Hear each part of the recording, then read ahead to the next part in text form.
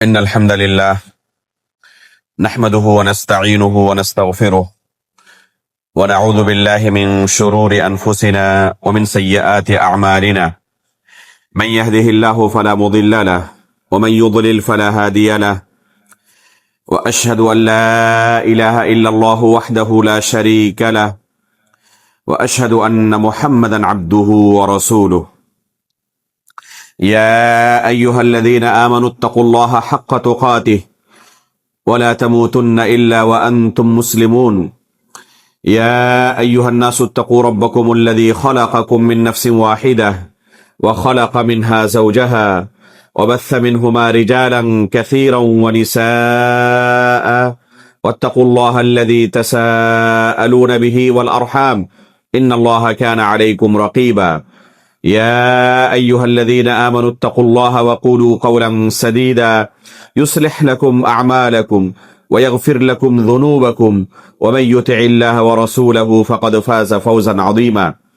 أما بعد، فإن أصدق الحديث كتاب الله، وأحسن الهدي هدي محمد صلى الله عليه وسلم، وشر الأمور محدثاتها، وكل محدثة بدعة، وكل بدعة ضلالة، وكل ضلالة في النار.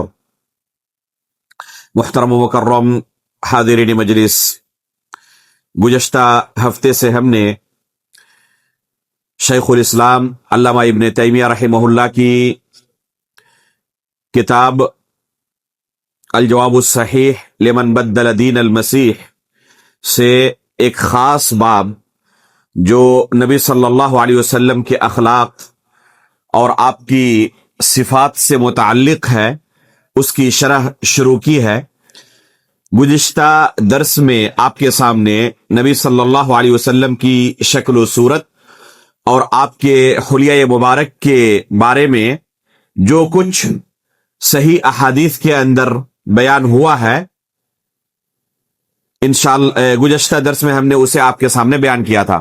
انشاءاللہ آج کے اس درس میں ہم نبی صلی اللہ علیہ وسلم کے تعلق سے بعض مزید صفات کے بارے میں سنیں گے، اور آپ کے اخلاق حسنہ کے بارے میں بھی انشاءاللہ احادیث کے اندر جو کچھ وارد ہے اسے پڑھیں گے اور سنیں گے۔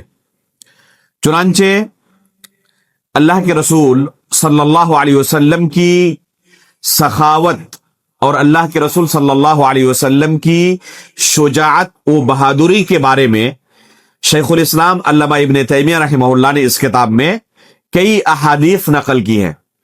ان احادیث کو ہم آپ کے سامنے پڑھتے ہیں اور ان احادیث کی روشنی میں نبی صلی اللہ علیہ وسلم کے بارے میں ان دو اہم صفات کے بارے میں جانکاری حاصل کرنے کی کوشش کرتے ہیں۔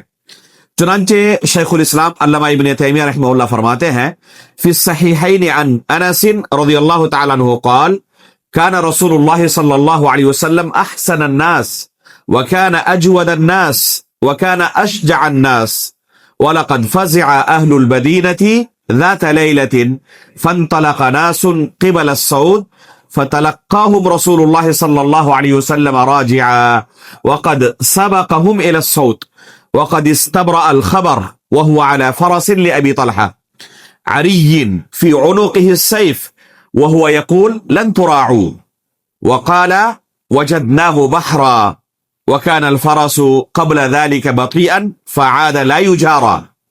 یہ حدیث صحیح بخاری اور صحیح مسلم دونوں کے اندر موجود ہے، یہ متفق علیہ صحیح حدیث ہے۔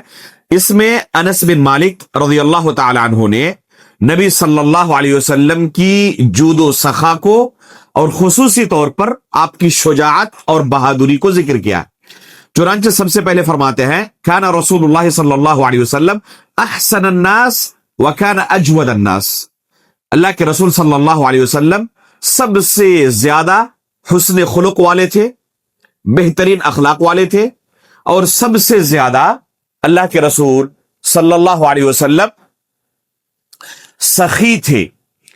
لوگوں کو اللہ کے رسول صلی اللہ علیہ وسلم اپنے جیب خاص سے مال عطا کرتے اور اس میں بخالت کہیں نظر نہیں آتی، دل کھول کر خرچ کرتے تھے۔ اللہ رب العالمین نے جو کچھ آپ کو عطا کیا تھا اللہ کے رسول صلی اللہ علیہ وسلم اسے لوگوں کے راستے میں خرچ کر دیتے تھے، اسے اپنے پاس ایک دم گن گن کر نہیں رکھتے تھے جیسے کہ دوسرے لوگوں کی عادت ہوتی ہے، بلکہ انتہائی سخاوت و فیاضی والا دل اللہ رب العالمین نے آپ کو عطا کیا تھا۔ اور یہ اللہ رب العالمین کا خاص کرم ہے اپنے بعض اور خصوصی بندوں پر کہ انہیں اللہ رب العالمین خرچ کرنے کی توفیق دیتا ہے، انہیں خوشی حاصل ہوتی ہے دوسروں پر خرچ کرنے سے۔ بعض لوگوں کی طبیعت کیا ہوتی ہے، دوسروں کا مال اگر ہڑپ لے تو انہیں سکون ملتا ہے، وہ ہمیشہ دوسروں کے مال کے بارے میں سازشیں رچتے رہتے ہیں، کیسے ہم کسی کو بیوقوف بنا کر اس کا مال ہڑپ لیں۔ بعض لوگوں کی طبیعت ایسی ہوتی ہے، اگر بس میں سفر کرتے ہوئے ٹکٹ کنڈکٹر کو کسی طرح چکما دے دیا، یا ٹرین میں سفر کرتے ہوئے ٹی ٹی کو کسی طرح چکما دے دیا، تو لوگوں کے سامنے اپنی بہادری، لوگوں کے سامنے اپنی ذہانت و فطانت کا گن گاتے ہیں۔ یہ کیا ایسی چیز ہے جسے لوگوں کے سامنے بیان کر کے خوش ہونا چاہیے؟ ایک چلو پانی میں ڈوب مرنا چاہیے کہ تم لوگوں کا مال ہڑپ کر کے، بندوں کے حقوق کو غصب کر کے خوش ہو رہے ہو۔ ہونا تو یہ چاہیے کہ اگر کوئی بندہ ٹکٹ خریدنے کا پیسہ نہیں رکھتا جیب میں، تو تم اپنے جیب سے اس کی مدد کر دو۔ لیکن الٹا تمہاری طرف سے کیا ہوا کہ ایک بندے کو، ایک بھائی کو تم نے ہڑپ لیا اور اس کا مال غصب کر کے تمہیں خوشی محسوس ہو رہی ہے۔ تو یہ دو متضاد صفتیں ہیں۔ جس کے اندر سخاوت و فیاضی ہوگی، اپنا خاص مال اپنی طرف سے دوسرے کو عطا کر دے، اسے لگا کہ یہ بندہ محتاج ہے، تو بغیر کسی طلب کے یا طلب کرنے کے بعد وہ بخالت نہیں کرتا، انکار نہیں کرتا، اسے اپنے جیب خاص سے ادا کر دیتا، اور اس پر اسے خوشی محسوس ہوتی ہے، تکلیف نہیں ہوتی۔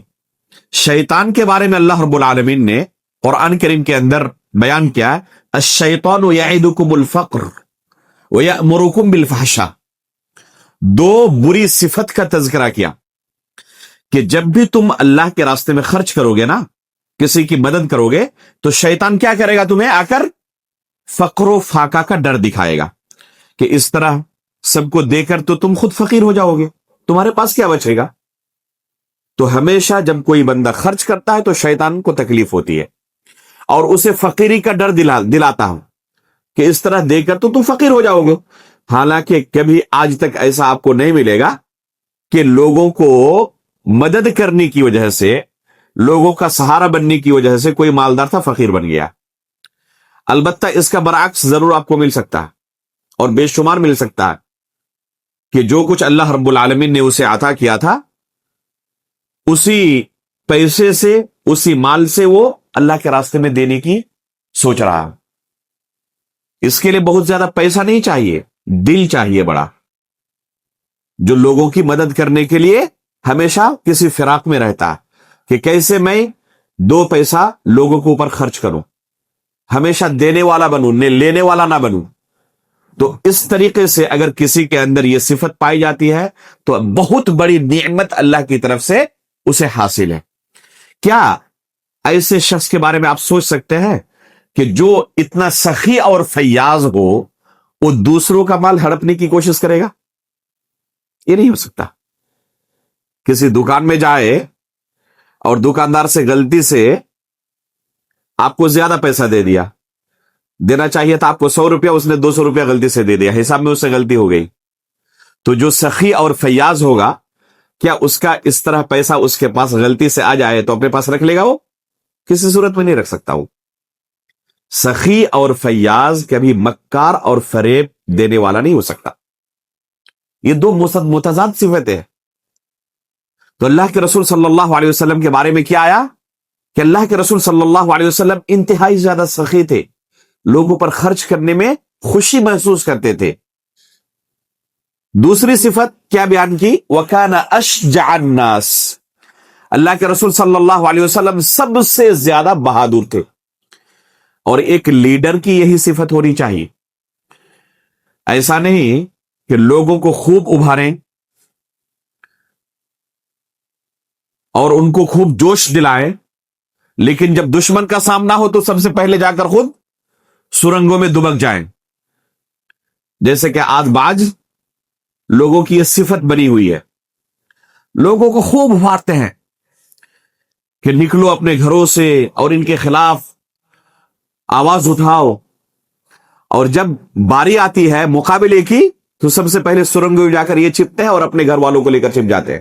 مارے کون جاتے ہیں؟ نہتھے لوگ، عام لوگ مارے جاتے ہیں. اخوانیوں کے جتنے لیڈر ہیں آپ اسی طرح پائیں گے ان کو، ہمیشہ لوگوں کو ابھارنے والے، لیکن جب جنگ کی نوبت آئے گی تو سب سے پہلے جا کر چھپنے والے. اس وقت کہیں نظر نہیں آئیں گے. یہ اللہ کے رسول صلی اللہ علیہ وسلم ایسے نہیں تھے. انس بن مالک رضی اللہ تعالیٰ عنہ کیا فرماتے اللہ کے رسول صلی اللہ علیہ وسلم کے بارے میں؟ کان اشجع الناس، سب سے زیادہ اگر بہادر ہم میں سے کوئی تھا تو وہ اللہ کے رسول صلی اللہ علیہ وسلم تھے. اور اللہ کے رسول صلی اللہ علیہ وسلم کی بہادری کا ایک نمونہ انہوں نے بیان کیا. کیا بیان کیا؟ فرماتے ہیں کہ ایک رات کی بات ہے، اہل مدینہ کو خوف لاحق ہوا. رات کے وقت اچانک کوئی ڈراؤنی آواز سنائی دی. ہمیشہ ڈر لگا ہوا تھا دشمنوں کی طرف سے حملے کا. جب صحابہ کرام ہجرت کر کے مدینہ پہنچے، پوری دنیا والے ان کے دشمن، یہ خود اپنی جان بچا کر کسی طرح وہاں مدینے میں جا کر پناہ لیے ہوئے ہیں. ہمیشہ دشمنوں کی طرف سے، چاہے وہ یہود ہو، چاہے نصارہ ہو، چاہے کفار ہو، چاہے بدو قسم کے لٹیرے ہوں، ہر ایک کی طرف سے ان کو خوف لاحق تھا. کسی بھی وقت حملہ ہو سکتا ہے مدینے کے اوپر. تو پہلے سے ان کے دل ڈرے ہوئے اور ایسی ڈراؤنی آواز سنائی دی. لگا کہ شاید دشمنوں نے حملہ کر دیا ہے مدینے پر.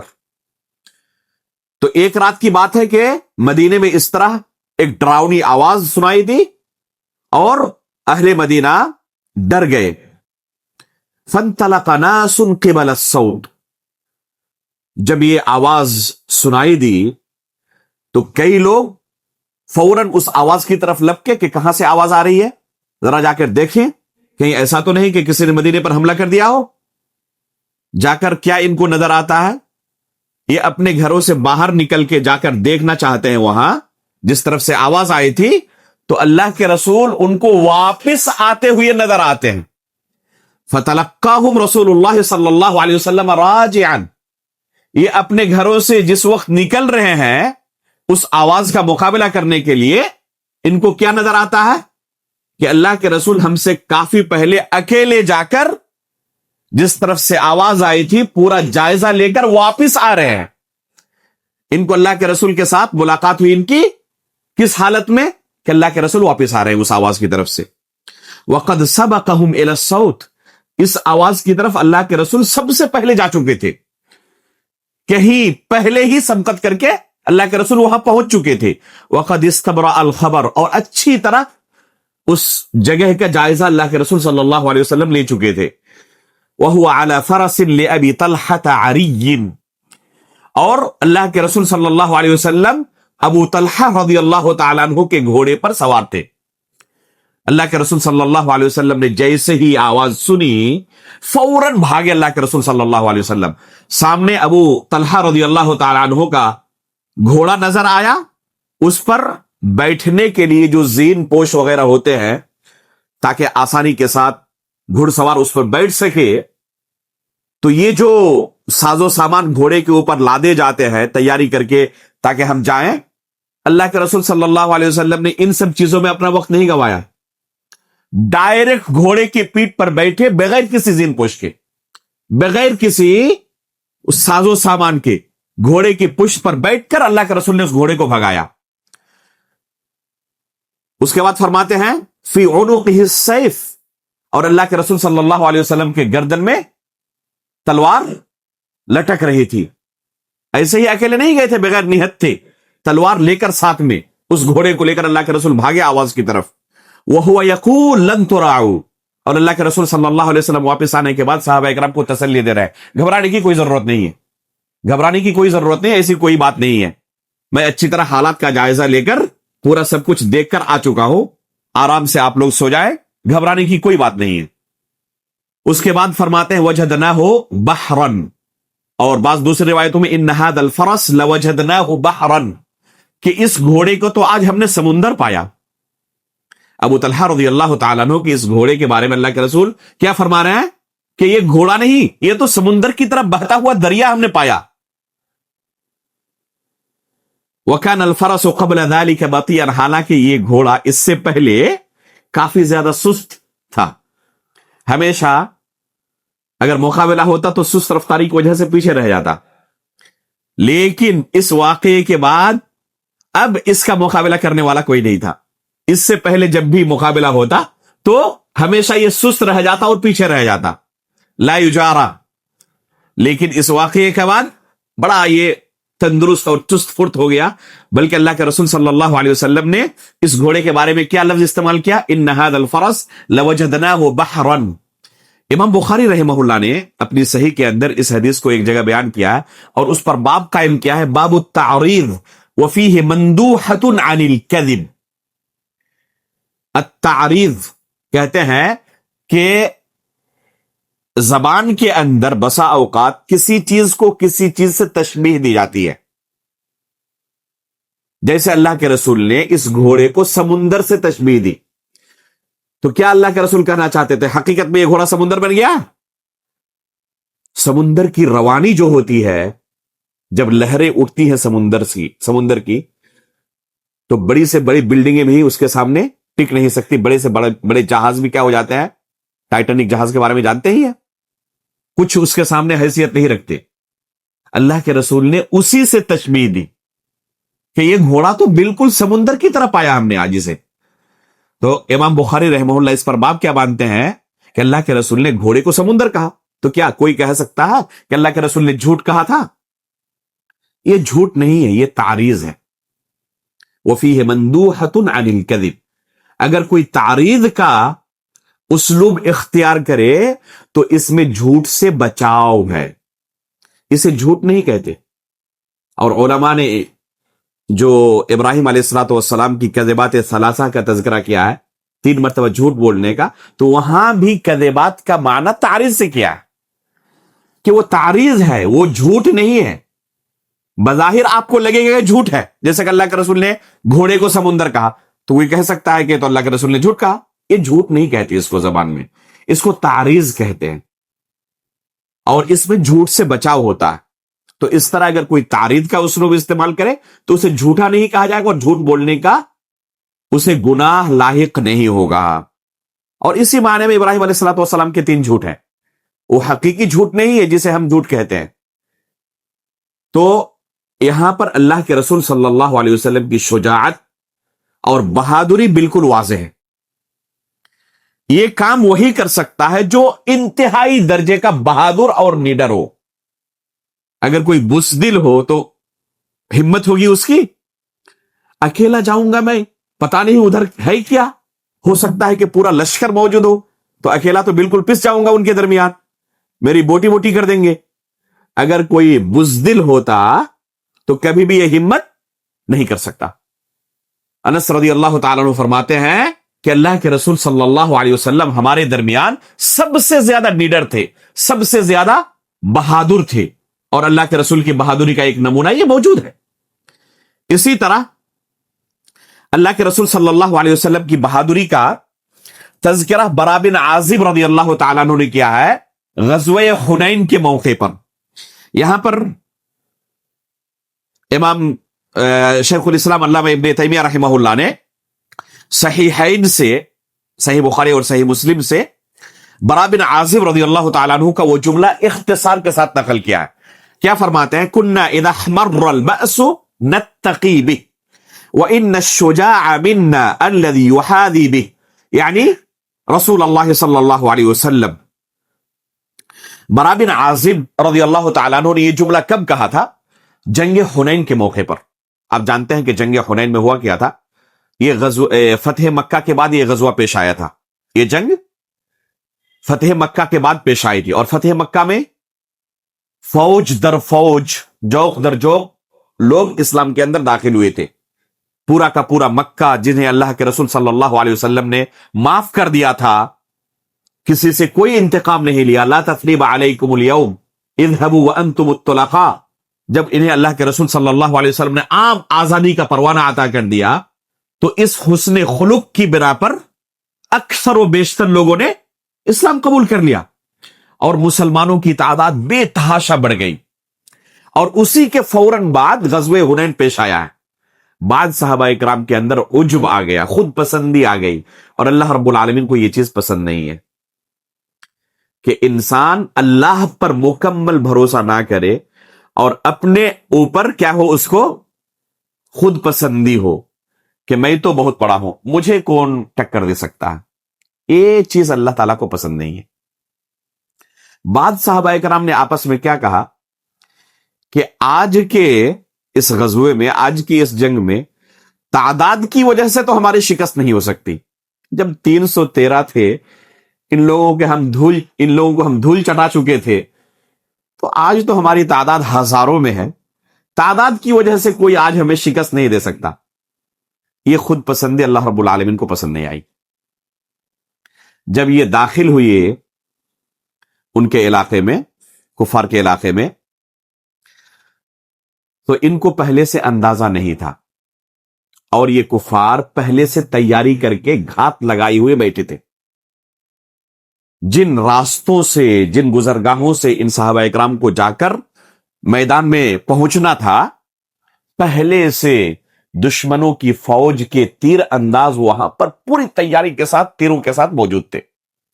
جب یہ پہنچے تو اچانک سے تیروں کی بارش شروع ہو گئی ان کے اوپر، ہر طرف سے تیروں کی بارش، اور پہلے سے ان کو کچھ بھی اندازہ نہیں تھا کہ اس طرح سے ہمارا استقبال یہ کر سکتے ہیں۔ تو اچانک ہوئے اس حملے سے صحابہ کرام بالکل حواس باختہ ہو گئے، ان کو سمجھ میں نہیں آیا کہ کیا کریں اب۔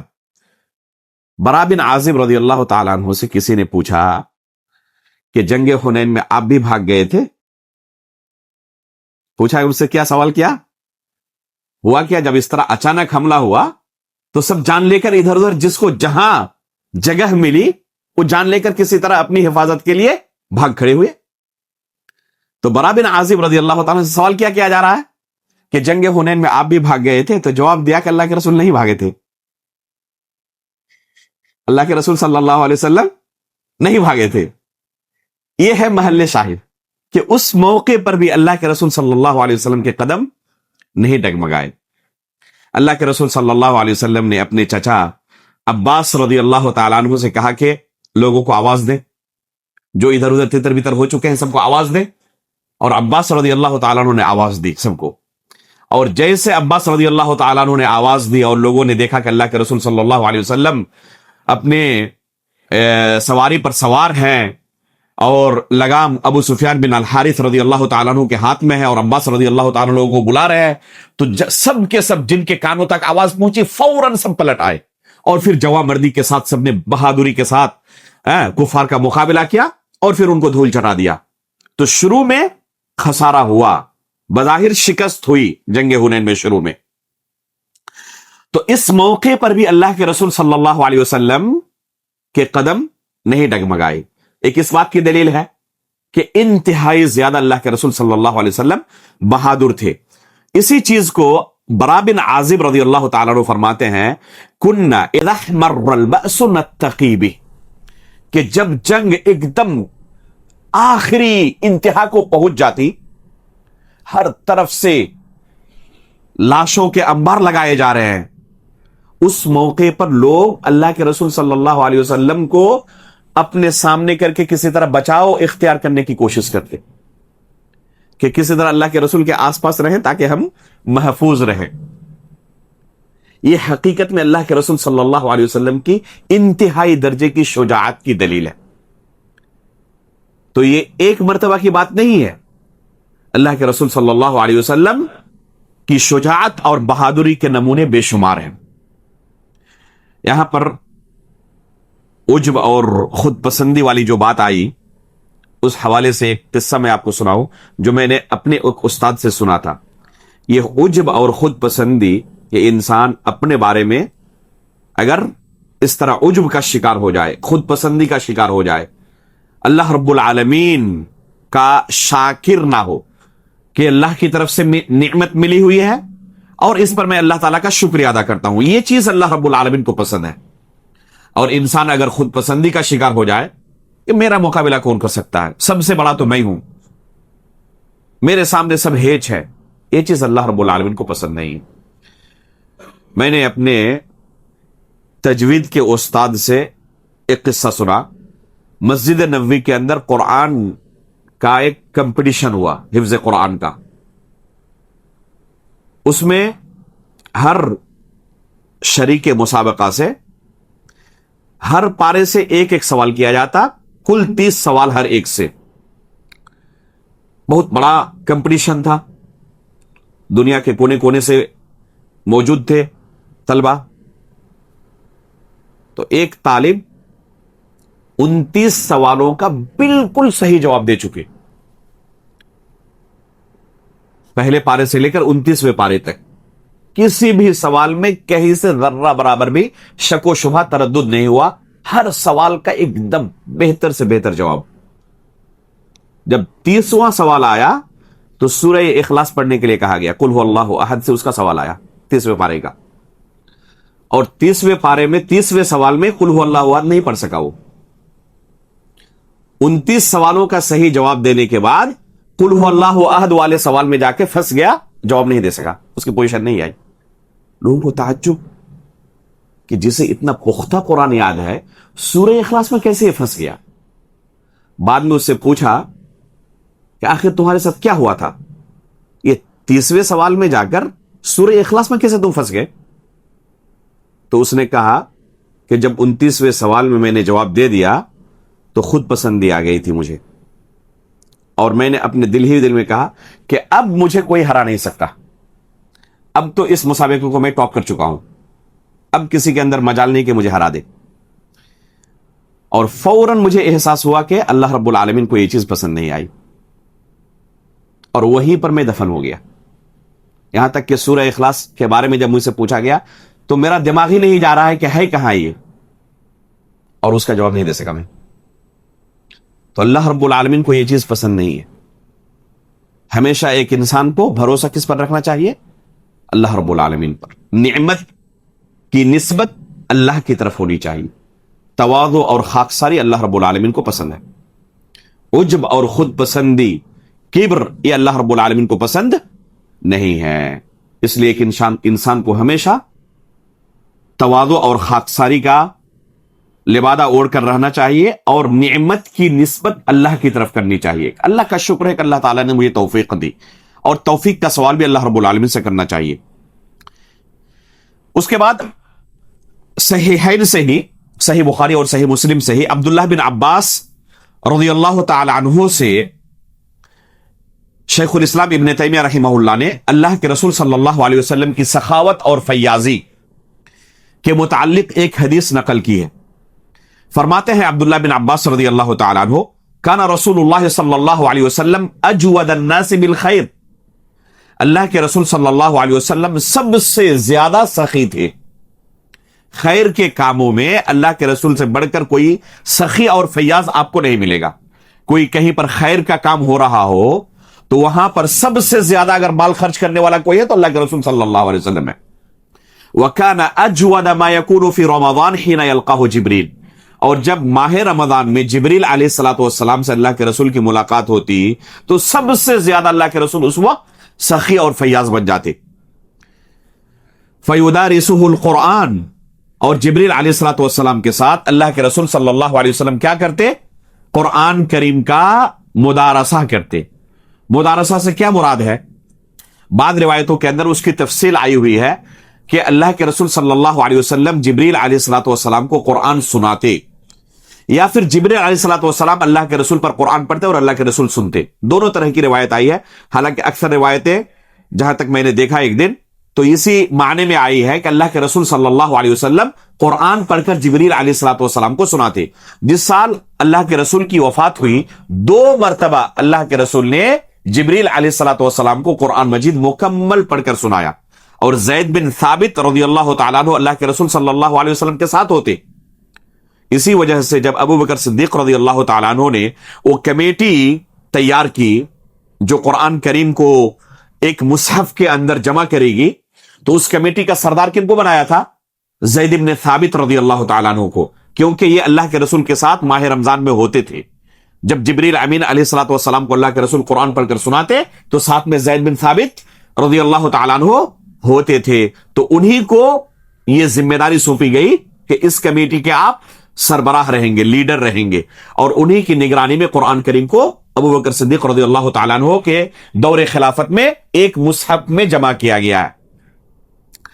उसी की तरफ यहां पर इशारा है। फला रसूलुल्लाह सल्लल्लाहु अलैहि वसल्लम अजवदु बिल खैर मिनर रीहिल मुरसला, फरमाते हैं कि अल्लाह के रसूल सल्लल्लाहु अलैहि वसल्लम माह रमजान में तेज तुंद आंधी से भी ज्यादा खैर के कामों में सखी और फैयाज हो जाते थे। इंतहाई ज्यादा अल्लाह के रसूल सखावत और फैयाजी का मुजाहिरा करते, दिल खोल कर खर्च करते अल्लाह के रसूल सल्लल्लाहु अलैहि वसल्लम। कभी भी फक्र और फाका का अल्लाह के रसूल को डर नहीं होता कि लोगों को दे देंगे तो हमारे पास क्या बचेगा। इस चीज का अल्लाह के रसूल सल्लल्लाहु अलैहि वसल्लम को कभी डर नहीं हुआ। इसी बारे में, सखावत और फैयाजी के बारे में, सही बुखारी और सही मुस्लिम के अंदर और एक रिवायत वारिद है जिसे शेखुल इस्लाम इब्न तैमिया रहमहुल्लाह ने यहां नकल किया है, जाबिर बिन अब्दुल्लाह रज़ियल्लाहु ताला अन्हु से, क़ाल मा सुइला रसूलुल्लाह सल्लल्लाहु अलैहि वसल्लम शैअन फ़क़ाल ला, कभी ऐसा नहीं हुआ कि अल्लाह के रसूल से कोई चीज मांगी गई और अल्लाह के रसूल ने ना कहा हो। कभी ऐसा हुआ नहीं। अगर अल्लाह के रसूल के पास कोई चीज होती और कोई शख्स मांगने के लिए आता तो ना अल्लाह के रसूल की डिक्शनरी में नहीं था। अगर मौजूद है तो सामने वाले को जरूर दे देते। हां, अगर मौजूद ही नहीं है तो जाहिर सी बात है मजबूरी है। बल्कि सही मुस्लिम के अंदर एक रिवायत वारिद है कि अबू मूसा अशआरी रज़ियल्लाहु ताला अन्हु अल्लाह के रसूल सल्लल्लाहु अलैहि वसल्लम के पास अपने लिए और अपने साथियों के लिए सवारी तलब करने के लिए आए कि अल्लाह के रसूल हमें ऊंट दे दें ताकि हम सवारी कर सके उस पर। यह मामूली चीज है। एक ऊंट की कीमत अरब की उस सरजमीन में बहुत ज्यादा है। हमारे इस मुल्क में आप उसे बाइक से बड़ी चीज समझ सकते हैं। आपके पास कोई बंदा आए बाइक तलब करने के लिए तो आप दे देंगे? बहुत मुश्किल है आज के जमाने में कोई मिल जाए कि कोई तलब करने के लिए आया है और उसे दे दे। तो ये आए अपने लिए और अपने साथियों के लिए, तो अल्लाह के रसूल सल्लल्लाहु अलैहि वसल्लम ने पहले कहा कि मेरे पास कुछ नहीं है कि मैं तुम्हें दे सकूं, इसलिए मैं तुम्हें नहीं दे सकता, अल्लाह की कसम मैं तुम्हें नहीं दे सकता। और फिर थोड़ी देर के बाद साद रज़ियल्लाहु ताला अन्हु से अल्लाह के रसूल ने 6 ऊंट खरीदे और बुलाया इनको, और ये 6 ऊंट उनको अता कर दिया। ये मामूली चीज है? कर सकता है कोई? बहुत बड़ा दिल चाहिए तभी ये काम कर सकता है। शेख इब्न उसैमीन रहमहुल्लाह का एक वाकया हमने सुना कि शेख इब्न उसैमीन रहमहुल्लाह इसी तरह दर्स देने के बाद मस्जिद के बाहर खड़े थे अपने शागिर्दों के साथ, और शागिर्द हजरात असातिज़ा को छोड़ते नहीं है वहां पर जब तक अपने घर ना पहुंच जाएं। अगर उस्ताद की तरफ से इजाजत हो तो जब तक चलते रहते हैं, सवाल पे सवाल करते रहते हैं। तो शेख इब्न उसैमीन रहमहुल्लाह के साथ उनके शागिर्द हजरात मस्जिद के बाहर ही गेट पर बिल्कुल खड़े थे और सवालों का शेख जवाब दे रहे थे। इसी दौरान एक बंदा एकदम नई कार शोरूम से निकालकर लेकर आया और वहीं पर शेख के सामने गाड़ी उसने पार्क की, खड़ी की, और आकर शेख को चाबी दी। कहा कि शेख मेरी तरफ से आपके लिए हदिया है। ये एकदम चमचमाती कार शोरूम से निकली हुई। तो शेख ने वो चाबी ले ली अपने पास और फिर गुफ्तगू जारी रखी, सवालों का जवाब देते रहे अपने शागिर्दों का। उसी दौरान एक शेख के शागिर्द पहुंचे और उन्होंने शेख को अपनी शादी की दावत दी। कहा कि शेख फला तारीख को मेरी शादी है, आपको दावत रही, आपको आना पड़ेगा मेरी शादी में। شیخ نے دعوت قبول کی, اسے دعائیں دی اور کہا کہ لو یہ چابی اور یہ سامنے گاڑی کھڑی ہے, تمہارے لیے میری طرف سے ہدیہ. کوئی کر سکتا ہے کہ ایک چمچماتی کار آپ کو ابھی ملی ہے ہدیے میں, آپ نے ابھی تک سوار بھی اس میں نہیں ہوا, اور کوئی بندہ آیا اور اسے آپ نے دے دیا؟ حقیقت میں اس کے لیے بہت بڑا دل چاہیے, ہر کوئی اس طرح نہیں کر سکتا. بادشاہ وقت شیخ ابن عثیمین رحمہ اللہ کے گھر آئے. اس سے آپ اندازہ لگا سکتے ہیں کہ وہاں کے بادشاہ بھی کس طرح ہوتے ہیں, کہ ایک عالم دین کی عزت اور تعظیم کے لیے ان کے گھر آئے ہوئے ہیں, اور جو ان کا ٹوٹا پھوٹا گھر تھا اسی میں جا کر نیچے بیٹھ کر گہوا پی رہے ہیں. بادشاہ بھی اور شیخ بھی ایک دم نیچے فرش پر بیٹھے ہوئے شیخ کے گھر میں. تو بادشاہ نے کہا کہ یہ آپ کا گھر آپ کے لائق نہیں ہے, آپ اجازت دیں تو ایک اچھا سا گھر جو آپ کے لائق ہو ہم تیار کر دیتے ہیں, بس آپ کی اجازت چاہیے. تو شیخ نے کہا کہ نہیں, اس کی ضرورت نہیں ہے, ایک گھر میرا بن رہا ہے صالحیہ میں, تو عنقریب ہم اس میں شفٹ ہونے والے ہیں, یہ عارضی گھر ہے ابھی ہمارا, تو اس لیے پلیز رہنے دے, ضرورت نہیں اس کی. تو جب بادشاہ نے سنا کہ ہاں شیخ شفٹ ہونے والے ہیں نئے گھر میں, تو پھر اور اصرار نہیں کیا. جب چلے گئے بادشاہ تو ان کے شاگردوں نے کہا کہ شیخ آپ کا کہاں گھر بن رہا ہے, ہم تو نہیں جانتے, ہمیں تو خبر نہیں تھی کہ آپ کو کوئی نیا گھر بن رہا ہے اور آپ وہاں شفٹ ہونے والے ہیں. تو شیخ نے کہا کہ کیوں, تمہیں پتا نہیں ہے کہ صالحیہ میں اصل سب کا گھر وہی موجود ہے؟ صالحیہ کیا تھا, وہاں کا قبرستان تھا, اور شیخ نے مراد لیا قبرستان کو, کہ وہاں ہمارا گھر تیار ہو رہا ہے اور وہیں ہم شفٹ ہونے والے ہیں. یہ تو عارضی گھر ہے, چند دن اس میں رہیں گے, ابھی اصل تو وہی گھر ہے اور اس کی تیاری چل رہی ہے. بادشاہ کو خبر ہی نہیں لگی کہ شیخ نے کون سا گھر مراد لیا. تو یہ تھے مال کے پیچھے بھاگنے والے نہیں. ایسا بندہ کیا کبھی کسی کو دھوکہ دے سکتا ہے اور کسی سے ایک پیسہ دھوکے سے لے سکتا ہے؟ نہیں ہو سکتا. تو سخاوت اور فیاضی صرف یہ نہیں کہ ایک بہت اچھی صفت ہے, اس کو دوسرے ناحیے سے دیکھنے کی ضرورت ہے کہ جو سخی ہوگا, فیاض ہوگا, وہ کبھی بھی کسی دوسرے کا مال غلط طریقے سے نہیں لے سکتا, کبھی کسی کو دھوکہ نہیں دے سکتا. یہ سامنے والا غافل بھی رہے, اس کے سامنے لاکھوں کروڑوں پڑا ہوا رہے, ایک پیسہ بھی وہ نہیں لے گا. وہ ناجائز طریقے سے دوسرے کا مال کیسے لے سکتا ہے؟ خود اپنے پیسے کو دوسروں کو دے رہا ہے تو دوسرے کا پیسہ کیسے وہ ہڑپ سکتا ہے؟ تو سخی کبھی چور نہیں ہوگا, ڈکیت نہیں ہو سکتا, مکار نہیں ہوگا, فریب دینے والا نہیں ہوگا. اور اللہ کے رسول صلی اللہ علیہ وسلم سب سے زیادہ سخی تھے. تو یہ بہت بڑی صفت ہے سخاوت اور فیاضی کی. آج بھی دیکھیں حاتم طائی کا نام لوگ کیا کرتے ہیں, انتہائی ادب کے ساتھ لیتے ہیں. کتنے بڑے سخی اور فیاض تھے.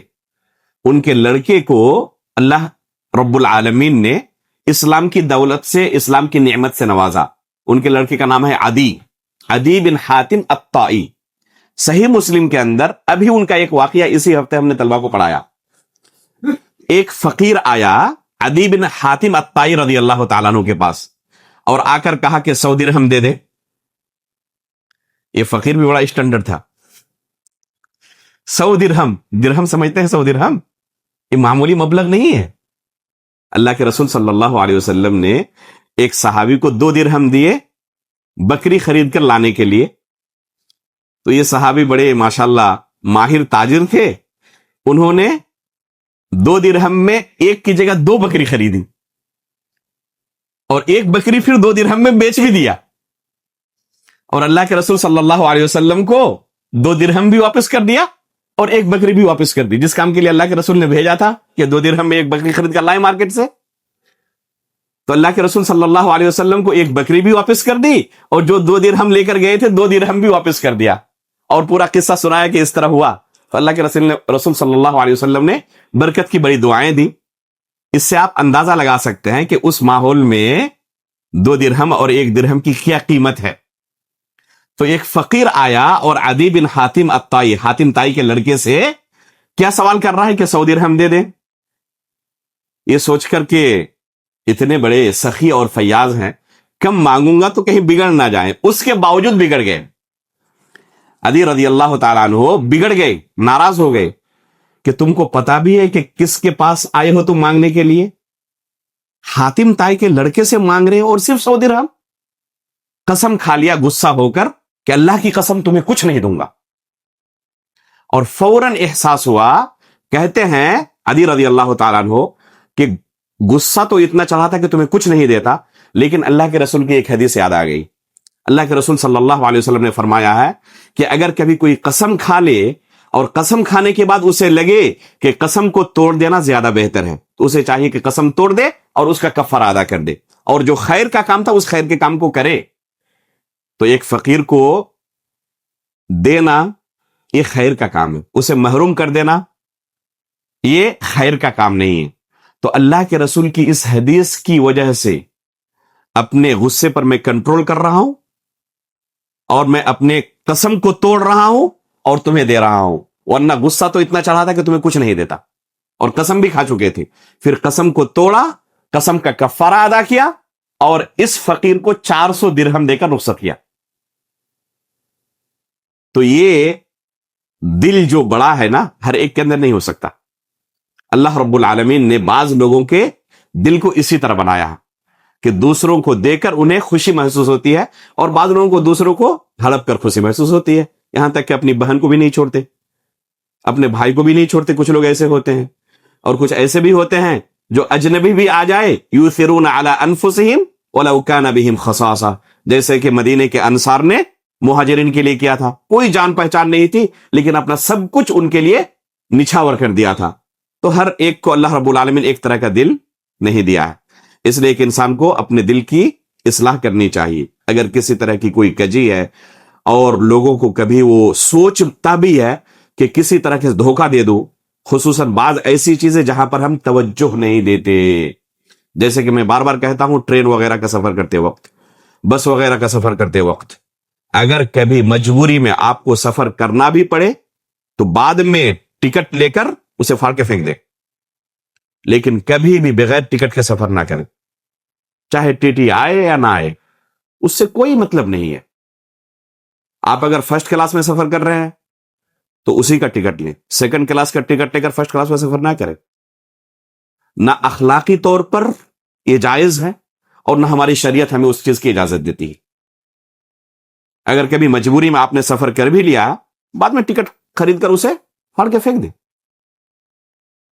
آپ کے دل کے اندر ہو کہ ہاں مجبوری میں سفر کر رہا ہوں ابھی, لیکن اس طرح میں کر نہیں سکتا. آخر میں ایک واقعہ سناؤں گا یہ کیمرہ بند ہونے کے بعد, انشاءاللہ یاد دلائیں. اس کے بعد جو حدیث بیان کی ہے شیخ الاسلام علامہ ابن تیمیہ رحمہ اللہ نے, اللہ کے رسول صلی اللہ علیہ وسلم کی شجاعت کے تعلق سے فرماتے ہیں, علی بن ابی طالب رضی اللہ تعالیٰ عنہ سے روایت ہے, لما كان يوم بدر اتقينا المشركين برسول الله صلى الله عليه وسلم وكان اشد الناس بأسا وما كان احد اقرب الى العدو منه. امام بیہقی رحمہ اللہ نے صحیح سند سے اسے بیان کیا ہے. شیخ الاسلام علامہ ابن تیمیہ رحمہ اللہ نے اس کی سند کو صحیح قرار دیا ہے. اسی طرح شیخ احمد شاکر رحمہ اللہ نے بھی مسند احمد کی تحقیق میں اس کی سند کو صحیح قرار دیا. علی بن ابی طالب رضی اللہ تعالیٰ عنہ گواہی دے رہے ہیں اللہ کے رسول صلی اللہ علیہ وسلم کے بارے میں کہ جنگ بدر کے دن مشرکین سے بچنے کے لیے ہم اللہ کے رسول صلی اللہ علیہ وسلم کی آڑ لے رہے تھے. صحابہ اکرام مشرکین سے بچنے کے لیے جنگ بدر کے دن کیا کر رہے تھے؟ اللہ کے رسول کی آڑ لے رہے تھے کہ کسی طرح مشرکین کے حملے سے ہم بچے رہے. اللہ کے رسول کو آگے کر کے اپنے آپ کو چھپ رہے تھے. ہم یہ کون کر سکتا ہے؟ جو لوگوں کے درمیان معروف ہو کہ ان کے پاس رہو گے تو محفوظ رہو گے. یہ انتہائی بہادر ہیں, ان کے قریب دشمن جلدی آنے کی ہمت نہیں کر پائے گا. تو اللہ کے رسول صلی اللہ علیہ وسلم کی آڑ لے کر لوگ محفوظ ہونے کی کوشش کر رہے تھے جنگ بدر کے دن. اس کے بعد فرماتے ہیں کہ سب سے زیادہ جنگ کے موقع پر اللہ کے رسول کیا ہوتے؟ ماہر جنگجو ہوتے, اور دشمن کو اللہ کے رسول کے قریب آنے کی ہمت نہیں ہوتی تھی. اللہ کے رسول صلی اللہ علیہ وسلم کو اللہ رب العالمین نے ایک رعب و دبدبہ عطا کیا تھا. ایک رعب و دبدبا عطا کیا تھا، دشمن کے دل پر ہیبت طاری ہو جاتی۔ آپ وہ واقعہ یاد کریں، غزوہ بنو المستلق کے بعد جب واپس ہو رہے تھے صحابہ اکرام، صحیح بخاری کے اندر یہ واقعہ موجود ہے، اللہ کے رسول صلی اللہ علیہ وسلم ایک درخت کے نیچے لیٹ جاتے ہیں اور اپنی تلوار لٹکا دیتے ہیں درخت پر، اور صحابہ اکرام بھی آس پاس کی جھاڑیوں میں پھیل جاتے ہیں آرام کرنے کے لیے۔ ایک دشمن آتا ہے اور تلوار لے کر اپنے ہاتھ میں اللہ کے رسول صلی اللہ علیہ وسلم کے سامنے کھڑا ہو جاتا ہے اور پوچھتا ہے، میں یمنعک منی، میرے ہاتھ سے آپ کو کون بچا سکتا ہے؟ اطمینان کے ساتھ اللہ کے رسول صلی اللہ علیہ وسلم فرماتے ہیں کہ اللہ۔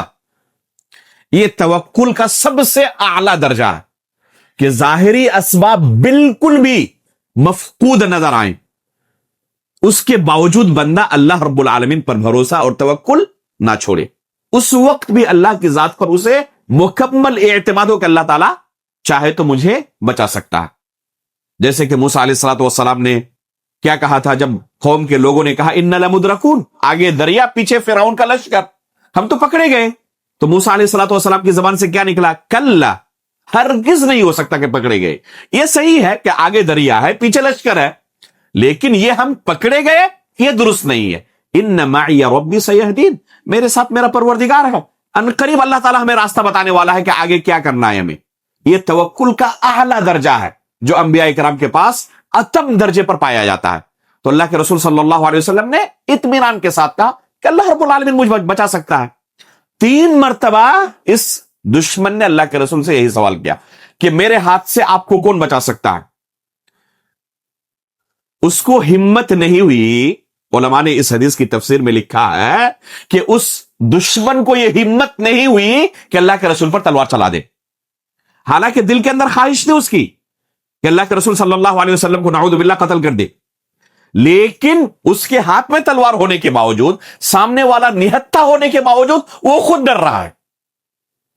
تو یہ اللہ کے رسول صلی اللہ علیہ وسلم کا رعب تھا جو دشمن کے دل میں اللہ رب العالمین نے ڈال دیا تھا۔ یہ ہیبت تھی اللہ کے رسول صلی اللہ علیہ وسلم کی، اور اللہ کے رسول صلی اللہ علیہ وسلم حقیقت میں اتنے بہادر اور نیڈر تھے کہ دشمن اللہ کے رسول صلی اللہ علیہ وسلم کا چال ڈھال دیکھ کر ہی مرعوب ہو جاتا اور خود سکتے میں آ جاتا، ہاتھ میں تلوار ہونے کے باوجود بھی ہمت نہیں کر پاتا تھا۔ تو یہ اللہ کے رسول صلی اللہ علیہ وسلم کے تعلق سے صحابہ اکرام نے گواہی دی ہے کہ اللہ کے رسول صلی اللہ علیہ وسلم انتہائی درجے کے بہادر تھے۔ اللہ کے رسول صلی اللہ علیہ وسلم کی سخاوت کے تعلق سے ایک حدیث پھر نقل کی ہے شیخ الاسلام علامہ ابن تیمیہ رحمہ اللہ نے، اور یہ حدیث بھی صحیح بخاری اور صحیح مسلم دونوں کے اندر موجود ہے۔ فرماتے ہیں انس بن مالک رضی اللہ تعالیٰ عنہ، ما سئل رسول اللہ صلی اللہ علیہ وسلم علی الاسلام شیئا الا اعطاه، اسلام کا حوالہ دے کر کوئی بھی بندہ اللہ کے رسول سے کچھ بھی طلب کرتا تو اللہ کے رسول اسے ضرور عطا کرتے، کبھی انکار نہیں کرتے تھے۔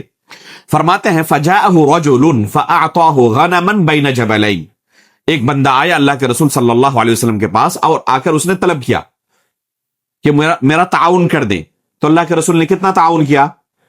فَأَعْطَاهُ غَنَمًا بَيْنَ جَبَلَيْن، 2 پہاڑوں کے درمیان جو بکریوں کا ریوڑ ہو سکتا تھا اللہ کے رسول نے پورا ریوڑ اسے دے دیا۔ اس کا اثر کیا ہوا اس شخص پر؟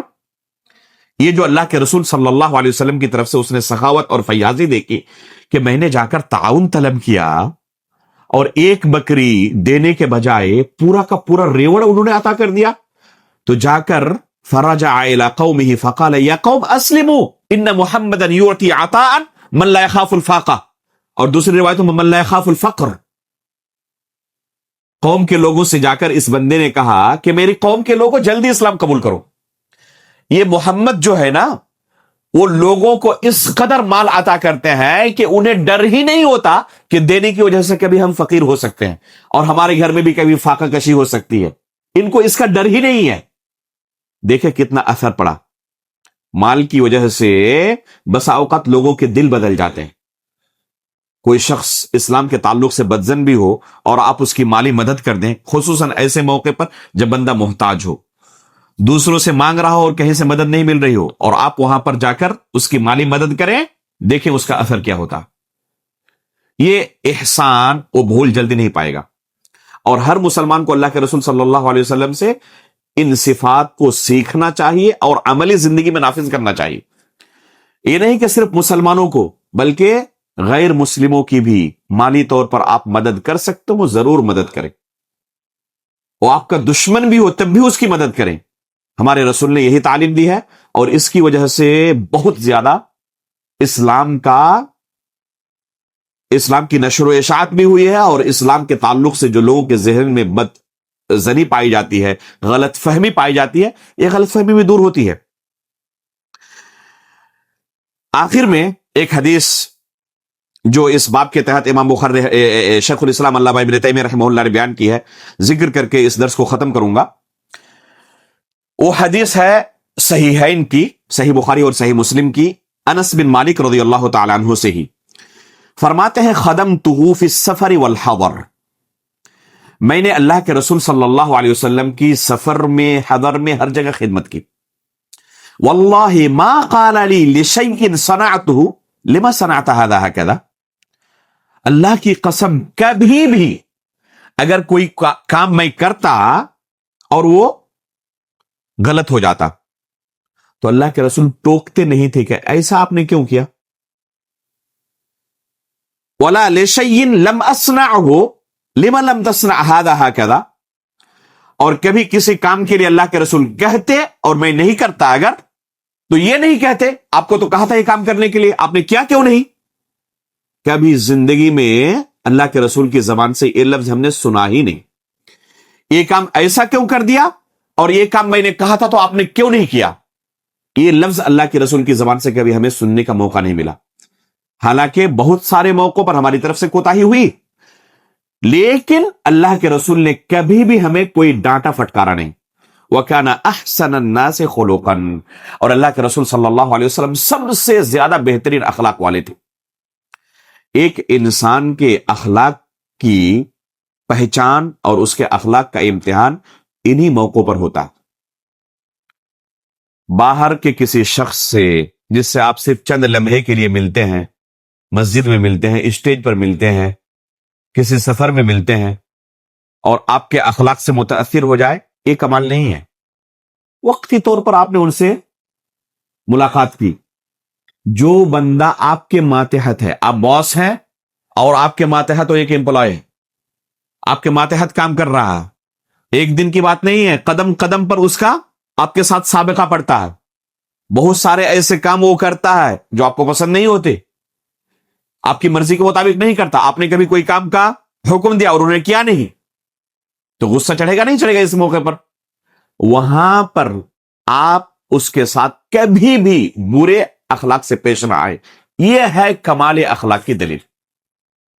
اگر کسی کا نوکر، کسی کا ماتحت، کسی کا امپلائی اپنے باس کے تعلق سے حسن اخلاق کی گواہی دے تو واقعی وہ بندہ انتہائی اعلیٰ درجے کے اخلاق کا مالک ہے.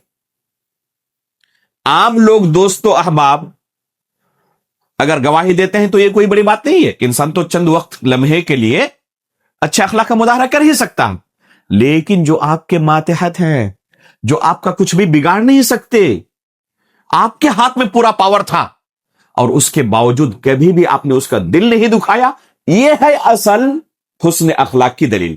اور انس بن مالک رضی اللہ تعالیٰ عنہ نے اسی چیز کی گواہی دی ہے کہ کبھی بھی اللہ کے رسول صلی اللہ علیہ وسلم نے ہمیں ڈانٹا پھٹکارا نہیں. حالانکہ بہت سارے موقعوں پر ہم سے کوتاہی ہوئی، لیکن کبھی بھی اللہ کے رسول کی طرف سے ہمیں کوئی ڈانٹ پھٹکار نہیں ملی. امام بخاری رحمہ اللہ کا ایک قصہ سنیں. اس زمانے میں آج کی طرح یہ قلم نہیں تھے. کیا کرنا پڑتا؟ وہ دوات میں ڈبو ڈبو کر لکھنا پڑتا بانس کے قلم سے. تو امام بخاری رحمہ اللہ اسی طرح حدیثیں لکھ رہے تھے، اسے سکھانا پڑتا، اوراق بکھرے ہوئے رہتے. تو امام بخاری رحمہ اللہ اسی طرح مشغول تھے. گھر کی جو کام کرنے والی تھی، نوکرانی تھی، وہاں سے چلتے ہوئے اس کے پیر سے یہ دوات ٹکرایا اور پوری کی پوری روشنائی ان اوراق پر پھیل گئی. کتنا غصہ چڑھے گا؟ اتنی محنت سے میں نے لکھا تھا اور پورا 1 سیکنڈ میں آپ نے ضائع کر دیا. وہ بھی انسان تھے، بہت زیادہ غصہ چڑھا. تو کہا اس کام کرنے والی سے کہ تھوڑا دیکھ کر نہیں چل سکتی، میری پوری محنت پر آپ نے پانی پھیر دیا. تو چے جائے کہ معذرت کرتی الٹا ڈانٹ رہی ہے کہ آپ کو ہی رکھنے کا ڈھنگ نہیں ہے. پتا تو ہونا چاہیے کہ کہاں پر رکھنا چاہیے. یہ راستے میں یہ سب کچھ رکھ دیتے ہیں, سنبھال کے رکھنا چاہیے نا. الٹا امام بخاری کو ڈانٹ رہی ہے. اور کتنا غصہ چڑھے گا. اب غصہ ایک دم ہائی لیول پر. فوراً ایک خیال آیا, والکاظمین الغیظ والعافین عن الناس. اللہ رب العالمین نے غصہ پی جانے والوں اور معاف کرنے والوں کی تعریف کی ہے. فوراً کہا کہ تم اللہ رب العالمین کی رضامندی کے لیے آزاد ہوا. اس سے چے جائے کہ سزا دیتے اس لونڈی کو, فوراً اللہ کی رضا حاصل کرنے کے لیے آزاد کر دیا. تو یہ ہے جو کچھ ہم اللہ رب العالمین کے کلام میں, اللہ کے رسول صلی اللہ علیہ وسلم کی سیرت میں پڑھتے ہیں, عملی زندگی میں اسے تنفیذ کرنا. یہ نہیں کہ صرف ہم سنیں اور عملی زندگی میں سب سے برے رہیں. آج مسلمانوں کے تعلق سے آپ لوگوں کا نظریہ پوچھیں, اکثر و بیشتر لوگ, افسوس کی بات ہے کہ مسلمانوں کے تعلق سے کم از کم یہ گواہی دیتے ہیں کہ یہ برے اخلاق والے ہوتے ہیں. بہت افسوس کی بات کہ ہم جس رسول کے امتی ہیں, جن کے بارے میں کانا خلقہ القرآن کہا گیا ہے, جنہوں نے کبھی کسی کا دل نہیں دکھایا, اس رسول کے امتیوں کے بارے میں یہ لوگوں کا تاثر ہے کہ وہ کیا کرتے ہیں, وہ اس طرح اخلاق سے پیش آتے ہیں کہ سب سے برے اخلاق والے انہیں مسلمان نظر آتے ہیں. تو ظاہر سی بات ہے کہ ہمارے اندر کمی ہے. ہمیں چاہیے کہ اللہ کے رسول صلی اللہ علیہ وسلم کی سیرت میں جس اخلاق کا ہم تذکرہ سنتے ہیں اسے عملی زندگی کے اندر نافذ کریں. اللہ رب العالمین سے دعا ہے کہ اللہ رب العالمین ان احادیث پر ہمیں عمل بھی کرنے کی توفیق عطا فرمائے. آمین. تقبل رب العالمین. وصلی اللہ علی نبینا محمد. سبحانک اللہم و بحمدک, اشہد ان لا الہ الا انت, استغفرک و اتوب الیک.